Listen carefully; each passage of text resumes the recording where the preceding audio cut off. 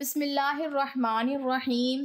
ام المومنین سیدہ عائشہ صدیقہ رضی اللہ تعالی عنہا نے روایت کی کہ یمن کے کسی علاقے میں عورتوں کی ایک نشست ہوئی اور ان عورتوں کی تعداد 11 تھی۔ جس طرح کہ عورتوں کی عادت ہوتی ہے وہ بیٹھ کر ایک دوسرے کی باتیں زیادہ دلچسپی سے کرتی ہیں، انہوں نے اپنی مجلس میں اپنے اپنے شوہروں کی خوبیاں اور عادات ذکر کی اور کمال فصاحت بلاغت سے اوصاف بیان کیے، لیکن زیادہ حیرت تو روایت کرنے والی سیدہ ام المومنین کی ہے جنہوں نے انہیں کمال بلاغت سے بیان کیا۔ نبی کریم صلی اللہ علیہ وسلم نے اس بلیغ کلام کو سن کر اپنا شمار کن میں کیا؟ ترجمے میں بلاغت برقرار رکھنے کی کوشش کی جائے گی۔ حضرت عائشہ رضی اللہ تعالی عنہا سے انہوں نے کہا کہ 11 عورتوں کا اجتماع ہوا جس میں انہوں نے آپس میں یہ طے کیا کہ مجلس میں وہ اپنے اپنے شوہروں کا صحیح حال بیان کریں، کوئی بات نہ چھپائیں۔ چنانچہ پہلی عورت بولی، میرے شوہر کی مثال ایسی ہے جیسے دبلے اونٹ کا گوشت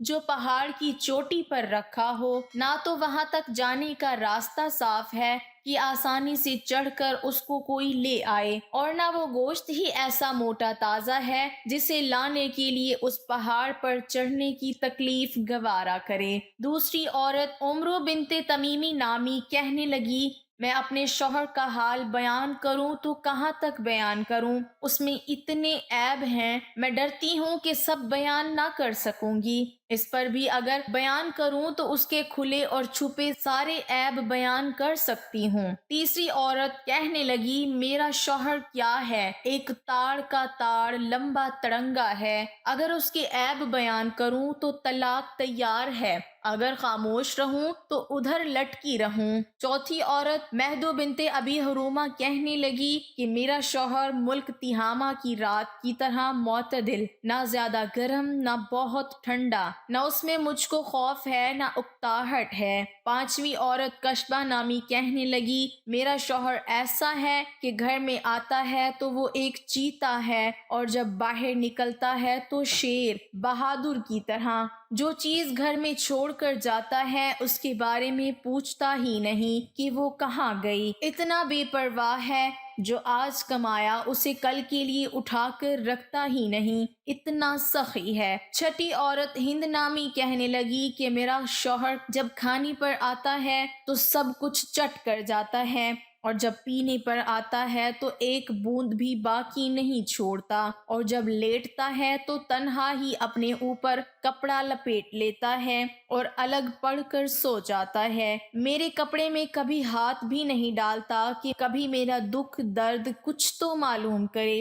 ساتویں عورت حی بنت علقمہ کہنے لگی، میرا شوہر تو جاہل یا مست ہے، ملتے وقت اپنا سینہ میرے سینے سے اوندھا پڑ جاتا ہے، دنیا میں جتنے عیب لوگوں میں ایک ایک کر کے جمع ہیں وہ سب اس کی ذات میں جمع ہیں، کم بخت سے بات کروں تو سر پھوڑ ڈالے یا ہاتھ توڑ ڈالے یا دونوں کام کر ڈالے۔ آٹھویں عورت یاسر بنت اوس کہنے لگی، میرا شوہر چھونے میں خرگوش کی طرح نرم ہے اور خوشبو میں سونگھو تو زعفران جیسا خوشبودار ہے۔ نویں عورت نامعلوم کہنے لگی، میرے شوہر کا گھر بہت اونچا اور بلند ہے، وہ قد آور بہادر ہے، اس کے یہاں کھانا اس قدر پکتا ہے کہ راکھ کے ڈھیر جمع ہیں، غریبوں کو خوب کھلاتا ہے، لوگ جہاں صلاح و مشورہ کے لیے بیٹھتے ہیں یعنی پنچایت گھر، وہاں سے اس کا گھر بہت نزدیک ہے۔ دسویں عورت کشبہ بنت رافع کہنے لگی،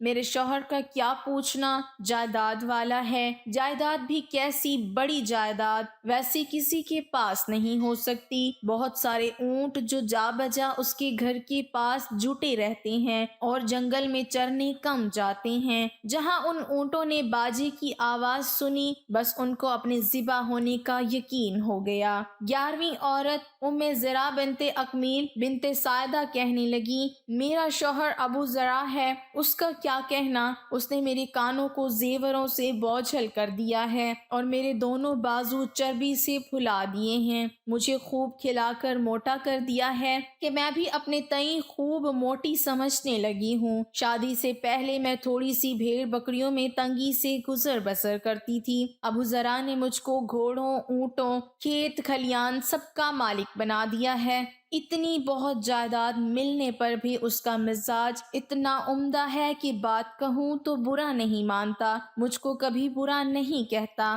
سوئی پڑی رہوں تو صبح تک مجھے کوئی نہیں جگاتا، پانی پیوں تو خوب سیراب ہو کر پی لوں۔ رہی ابو ذرا کی ماں، میری ساس، تو میں اس کی کیا خوبیاں بیان کروں۔ اس کا توشہ خانہ مال و اسباب سے بھرا ہوا، اس کا گھر بہت ہی کشادہ۔ ابو ذرا کا بیٹا وہ بھی کیسا اچھا، خوبصورت، نازک بدن، دبلا پتلا، ہری چھالی یا ننگی تلوار کے برابر اس کی سونے کی جگہ، ایسی کم خوراک کہ بکری کے 4 ماہ کے بچے کا دست کا گوشت اس کا پیٹ بھر دے۔ ابو ذرا کی بیٹی وہ بھی سبحان اللہ، کیا کہنا، اپنے باپ کی پیاری، اپنی ماں کی پیاری، تابع فرمان، اطاعت گزار، کپڑا بھرپور پہننے والی، موٹی تازی، سوکن کی جلن۔ ابو ذرا کی لونڈی، اس کی بھی کیا پوچھتے ہو، کبھی کوئی بات ہماری مشہور نہیں کرتی، گھر کا بید ہمیشہ پوشیدہ رکھتی ہے، کھانے تک نہیں چراتی، گھر میں کوڑا کچرا نہیں چھوڑتی۔ مگر ایک دن ایسا ہوا کہ لوگ مکھن نکالنے کو دودھ متھ رہے تھے۔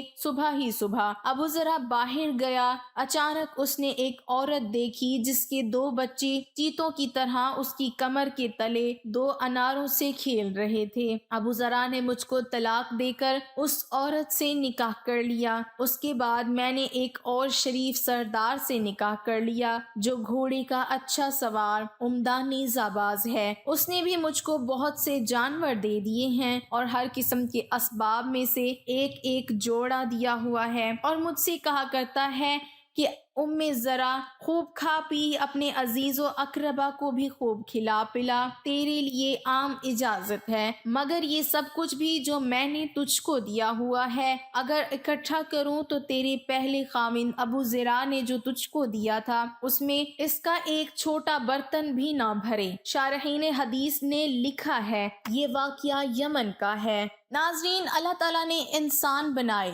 نر اور مادہ، پھر آپس میں ان کے جوڑے بنائے تاکہ وہ زمین پر رہ کر ایک دوسرے میں محبت برتیں، کبھی کسی کے عیب تلاش نہ کریں۔ ہمیشہ شوہر کو بیوی کے حقوق ادا کرنے چاہیے اور بیوی کو شوہر کے حقوق ادا کرنے چاہیے۔ ہمیشہ محبت سے رہیں۔ اللہ تعالیٰ ہمیں آپس میں محبت برتنے کی توفیق عطا فرمائے اور ہمیں دین کی سمجھ نصیب فرمائے، اور اللہ تعالیٰ اپنی بارگاہ میں میرا سنانا اور آپ کا سننا قبول فرمائے، آمین ثم آمین۔ تو ناظرین، ہم امید کرتے ہیں آپ کو ہماری آج کی یہ ویڈیو ضرور پسند آئی ہوگی۔ اگر آپ کو ہماری ویڈیو پسند آئی ہے تو پلیز لائک کریں، شیئر کریں، اور اگر آپ ہمارے چینل پر نئے ہیں اور ابھی تک آپ نے ہمارے چینل کو سبسکرائب نہیں کیا تو پلیز جلدی سے ہمارے چینل کو سبسکرائب کر دیں اور ساتھ ہی لگے بیل کے بٹن کو بھی دبائیں تاکہ آئندہ آنے والی ہر ویڈیو کا نوٹیفیکیشن آپ کو بر وقت ملتا رہے۔ اللہ تعالی ہم سب کا حامی و ناصر ہو، آمین ثم آمین۔